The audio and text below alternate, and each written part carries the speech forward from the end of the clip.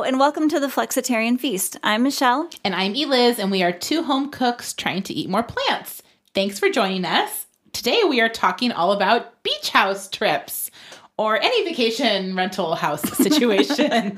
It can sometimes be a challenge to figure out what to cook and eat when you are traveling, especially when you're using a new kitchen. Yeah. So Michelle, I'm dying to ask you, do you travel with your Instant Pot?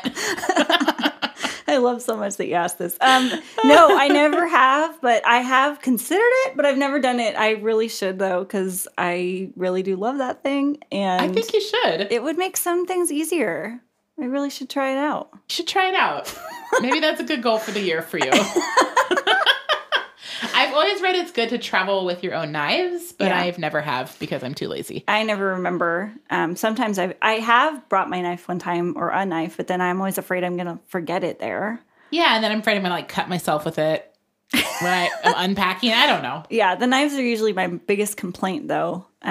So sometimes I wish I brought a cutting board. Like the last place we stayed had these tiny cutting boards That's that so you annoying. could that you would use to cut a lemon or something, but not to chop 10 potatoes. Oh, man. And I just was so irritated with that. So that kind of made that on my list.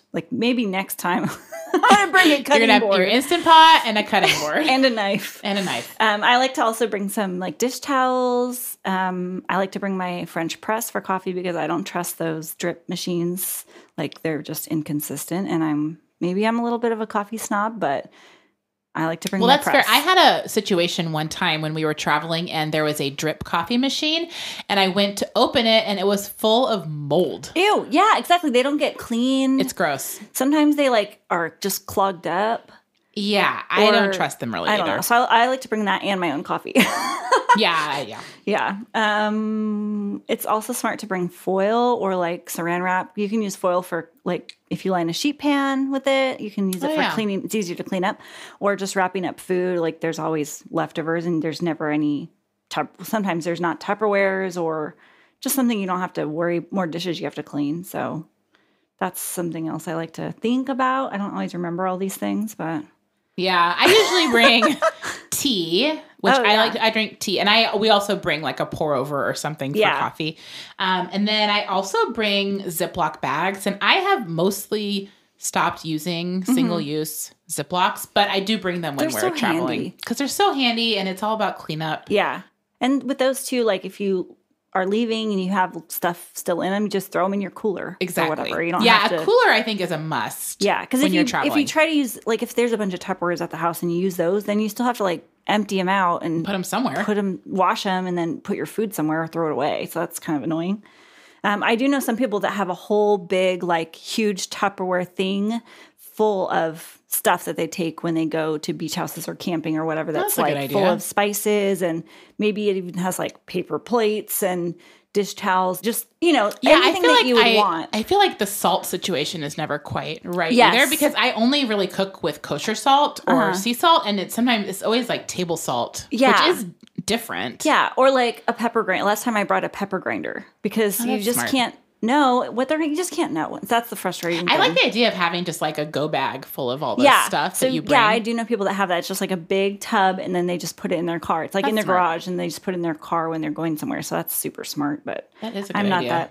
Not quite that organized yet. I'm not either, but it's something to aspire to. Yeah. Although I do, when we're traveling, meal plan for every single meal and snack. That's very impressive. Tell me all about it. It is super boring.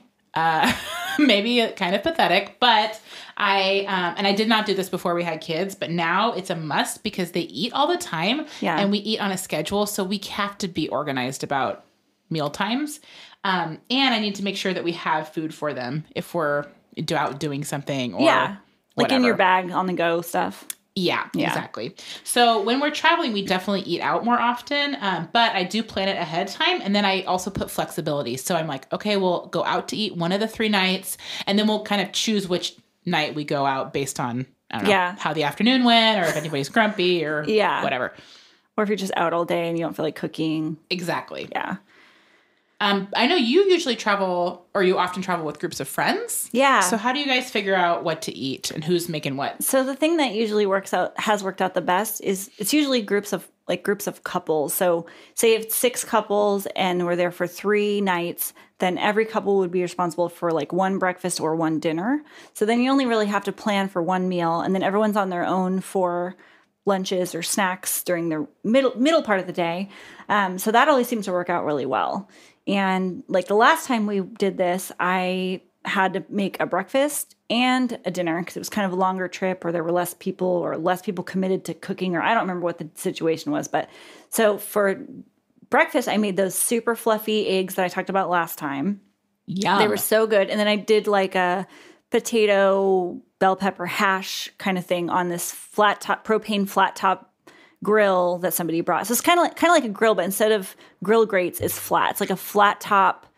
I have one of those cast iron thing, but it's outside with propane. It's like big as a grill. I'm going to get one this summer because we don't really cook meat, and I feel like grilling is really good for meat, but for vegetables, like having the flat top kind of makes a little more sense in a way. So anyway, so I made like hash, and I made those eggs, and that was really good. And then for dinner, I made this really good barbecue tofu that's it's from the kitchen, and you just like you rip the tofu up into random chunks, don't cut it, and then toss it with a bunch of spices, and then bake it, and then you toss it with whatever barbecue sauce, or we were just talking like buffalo sauce would be really good. Yeah, that would be so good. And that was a big hit. People were asking me for the recipe left and right. Kind of tastes like pork, maybe pork chunks. Like, kind of smoky. Yeah, and just like the texture is really good. Also, if you freeze a tofu before you do this, then tofu takes on a different consistency after it's been frozen and thawed back out. It's like denser in a way. Like, I don't know. Do you use a tofu press? I do. I have one. It's really good. It's by a brand called Tofuture. But it's really awesome. That's great. It's like a all-containing thing. It doesn't leak water all over the counter or anything. Like some of them I've seen, it's like just a big, like a press thing, like that's open in the middle. So you still have to put it on a plate or something. This thing that I have is all contained. So it's like I don't know how to describe it, but I'll link it in the show notes. It's like a thing that holds like a strainer. Oh, a strainer. So it's like a bottom piece, a strainer piece, and then the press part. Oh, nice. And then it attaches with like elastic. So it pushes down, drains out through the bottom, and then you just dump it. So do you freeze the tofu, thaw the tofu, and then press the tofu? Yes. Oh. Yeah. Interesting. So, but you don't have to do that, but that's just an option for any tofu recipe. Just kind of change it. Some people that don't like tofu think it's better after it's been frozen. Interesting. Because it's a different texture. Huh, so, I'm going to have to try that. Yeah, so the barbecue tofu was a good thing to make because it's in the oven. So then while that was cooking, I made like a creamy pasta thing that I thought the kids would like. And I just made a green salad with that. So I brought stuff for the salad dressing, but everything else I just stopped and picked up on the way. And that's usually what I do when we're doing this. I just stop on the way, pick up whatever.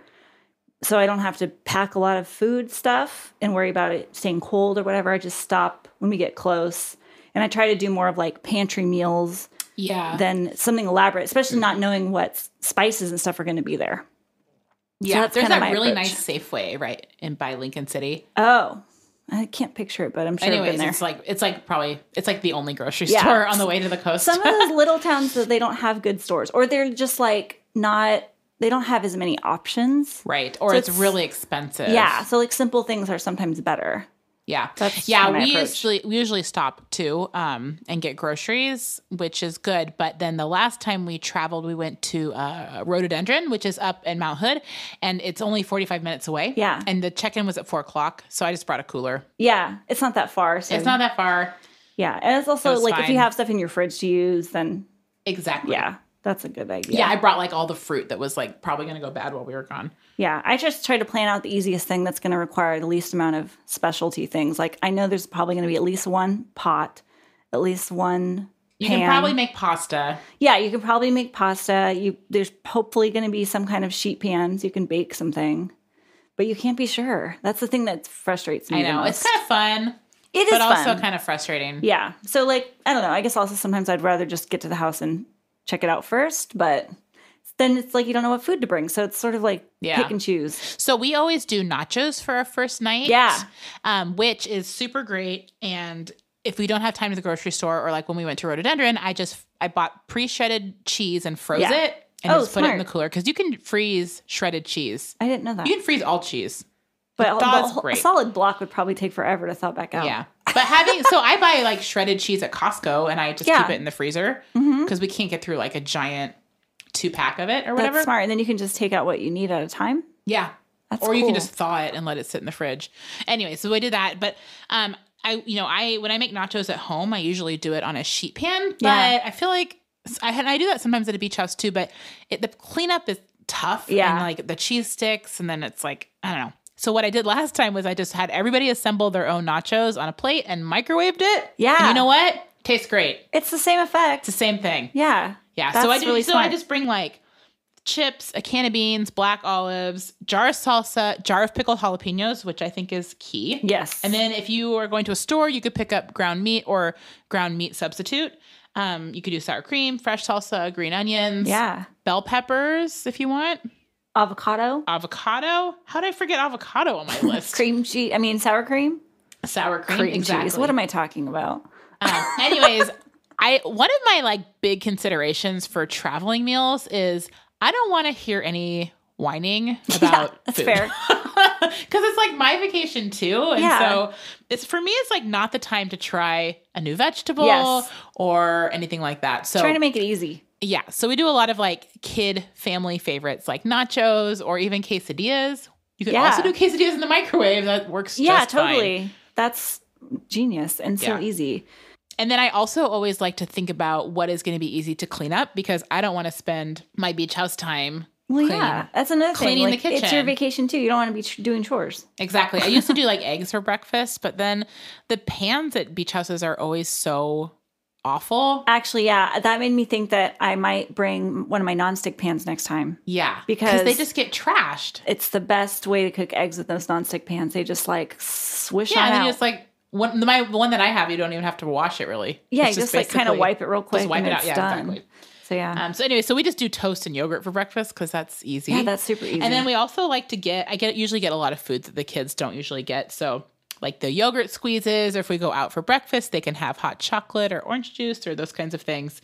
And then we always let them order dessert if we're out for dinner. Yeah. Because it's vacation. And I also have found that they're also willing to try more new foods on vacations. Yeah. Which is funny. That's cute. But last time we went to the coast, they both ate fish and chips and clam chowder. They tried clam chowder. I love that. They don't like soup, apparently. Well, yeah, I was thinking that's funny because maybe clam chowder is just one of those things. When I was a kid, I was really picky and I definitely didn't eat seafood, but I loved clam chowder. So funny. Is it the oyster crackers? I think it might be the crackers, or maybe it's just because you're at the ocean, so it feels like fancy. Ocean food. I don't know. We always like talk it up like, ooh, we're going to a fancy seafood restaurant. They only have this here. Plus, or something like that. Did you go to Moe's? No. Oh, okay. Another place. Okay. But they have that really good. Clam chowder is never gluten-free, so I don't eat it. Oh, that's so sad. But yeah, Ryan loves it. Moe's, which is this chain up here in Oregon. I think they're only in Oregon. Anyway, they have the best cheese bread, so you couldn't eat that either. But they serve it with their watch everyone eat it. Clam chowder, and it's so delicious. Like their chowder's fine, but their cheese bread's amazing. I wonder if it. Well, anyways, I would like to talk to you more about that cheese bread. Yeah, offline maybe. Yeah, it's kind of like the bread they used to have at Sizzler. You don't remember that? Sizzler. You know what I'm talking about? Yeah, I know what you're talking it's about. like the same as that. It's like Texas toast was really buttery. Oh yeah, Texas toast. Yeah, toasted and really good. So I don't know what they do to it. It's magic. Another thing I like to get is pre-made cookie dough, which is something I never ever buy unless we're on vacation.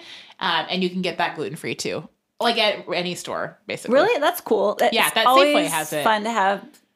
Fresh just break off cookies. A couple. Yeah, pop them in the oven. It feels so special and fancy. I bought those just to have at home sometimes because they're so good. It's like whenever I make bake stuff, we never eat it quick enough. So if you buy those things, you can just cook a couple at a time. Exactly. And, satisfies the craving without having to like dirty up 5 bowls or whatever. Yeah, I'm not doing that. Baking just always seems like a lot to me. Anyway. I think those are all really, really, really good ideas. What are some other things you do? One time I stopped at Papa Murphy's on the way to get pizzas, and I thought that was super smart. That is super smart. Because then it's like you pick them up, you throw them in the fridge, or you bake them right away. Or another time we went to like like we were going out towards the rhododendron, and there's a really good barbecue spot out there. Oh, you just picked up takeout? And no, we went there and ate because we hadn't been there and we wanted to try it. But then we just ordered way too much food, so we would have leftovers. Oh, that's so smart. And then we just ate that the next day. So that was pretty cool. I've assembled lasagna ahead and then brought it and just baked it at the house. So that was easy. I didn't have to worry about what pans were there. Just bring my own. I also like to make soup. Broccoli cheese soup is one. There's one from Smitten Kitchen that I really like to make. It's really heavy on the broccoli, and you're supposed to like blend some of it up. I think I've made that soup. If there's no blender, you just smash it with whatever you can find, and mash it up. Or if you have an immersion blender, you could just bring that. Yeah, or you could bring your immersion. That's true. That's another thing I should start bringing. I'm starting to make a bigger you could probably list. make cocktails with that immersion blender. I mean, oh my gosh. I don't know if you could crush ice with an immersion blender, but no, you probably couldn't. I feel like you could do something with frozen fruit if it was small. Yeah, you could probably make smoothies with it. Mm-hmm. Anyway, yeah, so those are some things that I've made. Like, soup's easy because it's like, if you're stopping at the store, you just get like broth, an onion, some beans, like whatever, whatever looks good. Be easy. And then you could just use whatever herbs they have at the house. So you don't have to like think about it that much. Yeah. Or you could even make the soup ahead of time, freeze it, and then bring it in a cooler. And then you could get like a box of cornbread mix. Yes. Just bake it up. You could buy like a good loaf of bread at the store when you stop to buy beer or whatever. If that's what you're stopping for. Sometimes I'll make muffins too. To bring along. Yeah, to bring along. That's smart. It's a lot of work to get ready for a trip, Yeah, I've definitely done the frozen soup thing too, or with chili. I did that for camping one time. Yeah, I've done that camping too. And we don't do a lot of camping. Yeah, we don't either. But my sister has a whole lot of great camping food ideas, so maybe we can talk with her about that in the summer. That would be great. I would love to hear more camping tips. Yeah, because I am a little intimidated by camping. Yeah, to be honest. It seems like so much work. But yeah, so her family has been going camping at least a couple times a year for the last few years. So she pretty much plans out all their foods. I think that she's involved with she's responsible for all the dinners, and then I think someone else does all the breakfast or something like that. Nice. So, okay, yeah, let's definitely have her on to talk about that. Yeah, so we will do that in the summertime. Cool. What about if you fly somewhere? Do you fly much with your kids, or have you done that much?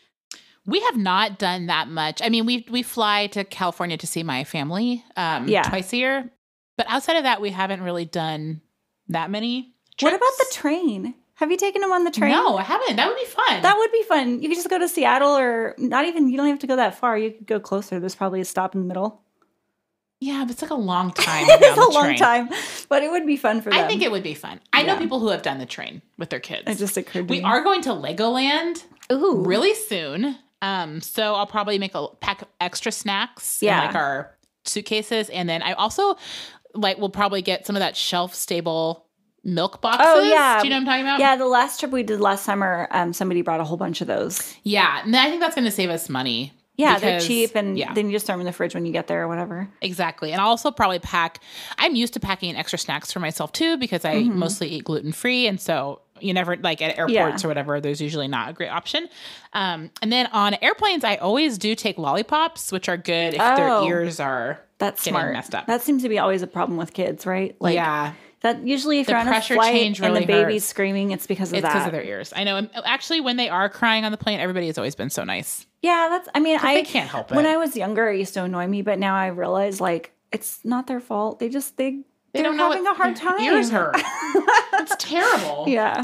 If we're flying somewhere, I just kind of hope for the best and, hope it works out. So, and we eat out. Probably when we're flying somewhere, we eat out more than if we drove somewhere. Yeah, it feels like more of a real vacation. It's like I want to explore more. It's probably somewhere we haven't been much or in a while, so I want to scope it out. Or if I'm flying to my sister's house, she cooks a lot too, so she's just like, "What do you want to eat? I got this, this, and this, or we can make this and this." And perfect. So I don't have to think about it that much.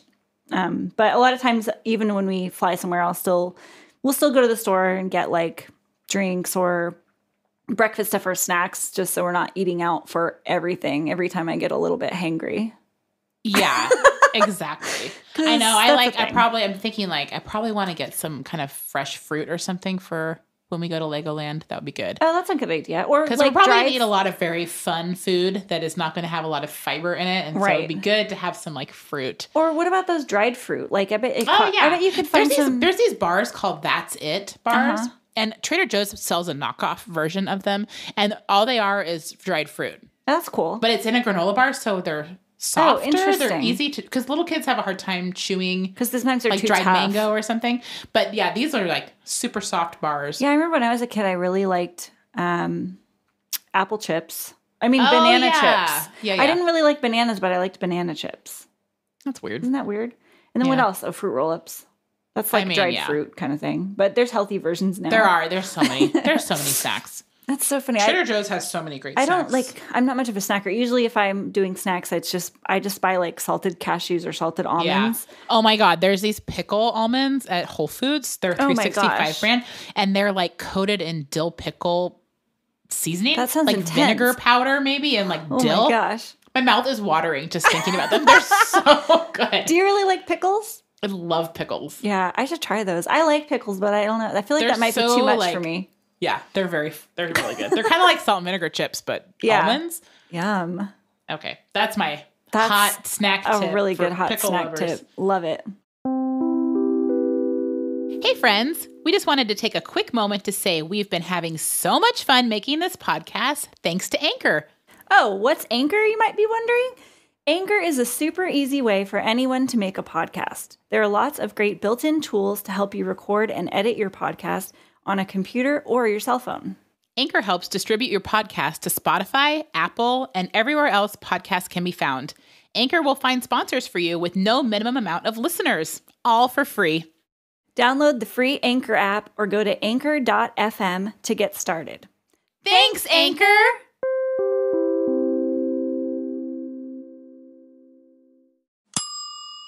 All right, now it's time for our Recent Feast segment where we each talk about a delicious meal we have made recently. Michelle, what do you have for us?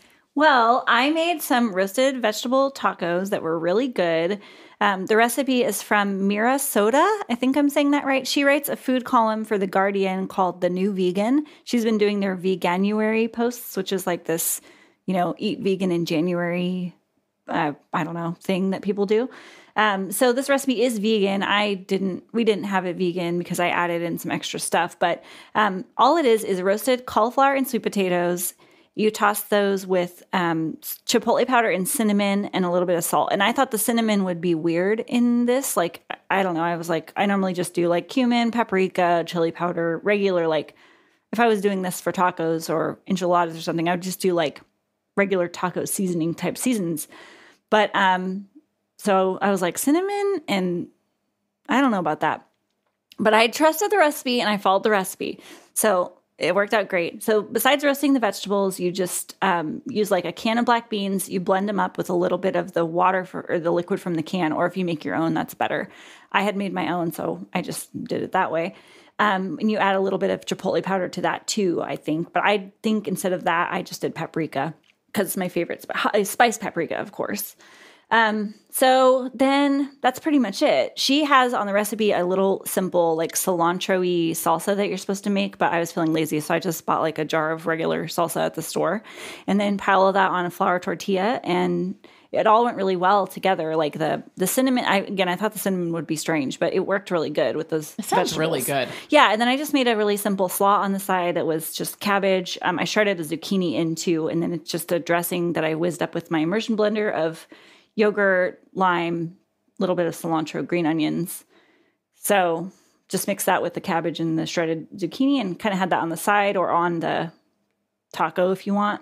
And then we had the leftovers as a bowl. So, ooh, yum. Yeah, it was really good and easy. I love that just like roast vegetables, like throw them in a tortilla, and it was a really good combo. I'm going to try that out. I love having roast vegetables for my lunches. I feel like it's just having them in the fridge. You can do so much. You can do it on like a Sunday or something. Oh, I also had pickled onions, as I always make pickled onions if I'm doing something like this. So it was really good. And then I put feta cheese on top too, because why not? Why not? But what about you? What have you made lately? Well, I made a really good lentil soup this week, which I don't love lentils, but I thought this was so good. And I've been eating it for lunch this week, and I cannot wait. I'm going to make it again next week for my lunches. Maybe I'll do on our Instagram. I'll do a video. Do a little story thing. Yeah. Make sure you're following us at the Flexitarian Feast. But I'll do that when this airs or whatever. I've been meaning to do that more too. It's kind of like, it seems intimidating to like get it set up right and then get all your stuff prepped, and so you're not like fumbling. I don't know. But yeah, you should do that. Yeah, I think I will. So this recipe comes from Sarah Waldman's Instagram stories. It's not saved on her story, so she just posted it. But I'll tell you the recipe because I got it figured out. And she is one of my favorite cookbook authors. She wrote the book Feeding a Family, which is one of my most used cookbooks. Yeah, you've talked about that a lot. Yeah, that's a great book. Anyways, it's not much of a recipe. And I made it in my Instant Pot, Michelle. Oh, what? Yeah. Yeah. The recipe is for a slow cooker, but I just converted it. Anyways, nice. So into the Instant Pot, 2 cups of split red lentils. I used one of the bags from Trader Joe's, and it's a little bit more than 2 cups. So probably it was a little pound, thick. Right? Yeah. Yeah. Usually, like if you get a bag of a pound of beans or a pound of whatever, it's around 2 cups. That's just like it was a little bit more, but I just used the whole bag. And then a can of full fat coconut milk, a can of diced tomatoes with the juice, and a quart of broth. I used chicken broth because I already had some open, but you could use vegetable broth if you wanted to make this vegan. Or you could use that miso ginger broth. Oh my gosh, that would be so good. That would have been good. I kind of forget about that broth. I need to go to Trader Joe's. I'm going this weekend. And then a teaspoon each of salt, turmeric, and cumin. You could also add curry powder or garam masala, or you could add a little cinnamon or ginger. I mean, you could really do whatever you wanted. And then just do it on high pressure for 15 minutes or so. I might do it a little bit more next time. Yeah, or you could also just let it simmer for a while after it's done, I guess, if it didn't seem done enough. But I made it early, and then I knew I was going to be reheating it. Yeah, that makes sense. And that's it. Nice. You could do it if you do it in the slow cooker. She said to do it on high for 5 hours. I'm surprised there's not like any onions or anything in there. Nothing. That sounds good. Oh, I mean, you could definitely put an onion in there or garlic. Yeah, or also if you had roasted vegetables in the fridge, you could just throw those on top. Exactly. I mean, this is like a great base recipe to play on. Yeah, I think it would be a lot of things would be good. Could also stir in some like green spinach curry. Is what I was thinking too. If you had like one of those curry pastes in your fridge, you could stir that in, like green curry or red curry. Oh, totally. Totally adaptable. Love it. Love it. I love a recipe that's like a method. Yeah, and then you could just like your brain just spins out of control. Exactly. You like master the method, and then you're like, oh, I could throw in this or that or whatever. What happens if I do this? I love that. It's going to be good. Much. Yeah, it's like if you know the base. You've made it plain. You know it's good. Then good. You're only going up from there. Exactly. And you know what you like. I think I would stir in baby spinach next time because it would just wilt into the soup, and you wouldn't even notice it really. And there's just more greens. Love it. So smart. Or you could even serve it on top of spinach. That's what I do sometimes. Don't you do that? Sometimes when it's like mixed in, it like gets too slimy. Yeah. Like if it's in the fridge for a few days, it's like when you reheat it, you're like, oh, this spinach is kind of weird by now. Spinach is weird. So I like to add it kind of fresh every time. But if you're serving hot soup on top of spinach, it kind of wilts instantly. It doesn't need to be like cooked. It doesn't need to be cooked. Yeah. Yeah. So I do that a lot with any kind of like bowl thing. If I'm putting hot beans and vegetables on top, I don't feel like the need to stir them in until they're in the bowl. Then I stir it all together myself. That works just fine. Yeah, and it looks prettier for a photo. So that's hot tip for you. A little hot Instagram tip for you. I'm still figuring all that out. But anyway, I guess that's all we had to say about beach house food. I don't know. We would love to hear your ideas if you have some really good things to bring when you go on a trip. You're driving. What do you bring when you're taken to a vacation house? We would love to hear it. So thank you so much for joining us at the Flexitarian Feast. Make sure you subscribe wherever you are listening. Next week, we're going to be talking about grocery shopping. So that's going to be fun. You'll probably figure out what we're going to talk about. Grocery stores and food. Anyway, you're not going to want to miss it. You can find us online at theflexitarianfeast.com or on Instagram at theflexitarianfeast. A huge thank you to our producer, Tiki Sound. I'm Eliz. And I'm Michelle. We'll see you next time. Until then, eat lots of plants.